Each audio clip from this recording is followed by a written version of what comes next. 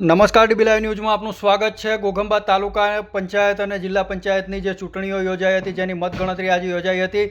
મતગણતરીની અંદર આમ આદમી પાર્ટી ઘોઘંબા તાલુકાની અંદર ઘણી બધી બેઠકો મેળવવાની અંદર સફળ થઈ છે, પરંતુ તેમાં મહત્વપૂર્ણ કહી શકાય એવી ખરોડ જિલ્લા પંચાયત અને ખરોડ તાલુકા પંચાયત બેઠક એ ભારતીય જનતા પાર્ટી માટે પ્રતિષ્ઠાનો જંગ હતી। ભારતીય જનતા પાર્ટીમાંથી ખરોડ તાલુકા પંચાયત બેઠક ઉપર પૂર્વ તાલુકા પંચાયત પ્રમુખ રંગેશ્વરીબેન રાઠવા ઉમેદવારી નોંધાવી રહ્યા હતા અને તેઓની કારમી હાર થઈ છે અને તેમની સામે આમ આદમી પાર્ટીના ઉમેદવારની ભવ્ય અને જંગી લીડ સાથેની જીત થઈ છે। તો બીજી તરફ જિલ્લા પંચાયત બેઠક પણ ભારતીય જનતા પાર્ટીએ ગુમાવી દીધી છે।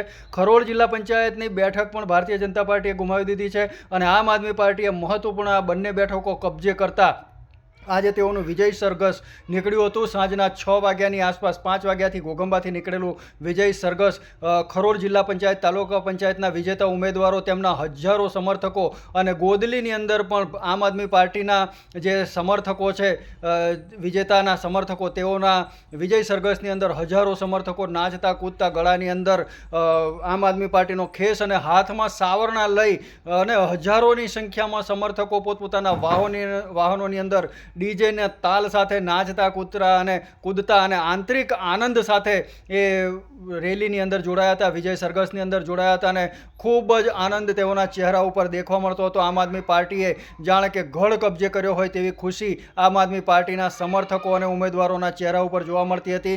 ઘોઘંબા એસએચ વેરિયા હાઈસ્કૂલથી લઈ અને રાજગઢ સુધી આ રેલીએ ભારે આકર્ષણ જમાવ્યું હતું અને હજારોની સંખ્યાની અંદર સમર્થકો ઉમટી પડ્યા હતા।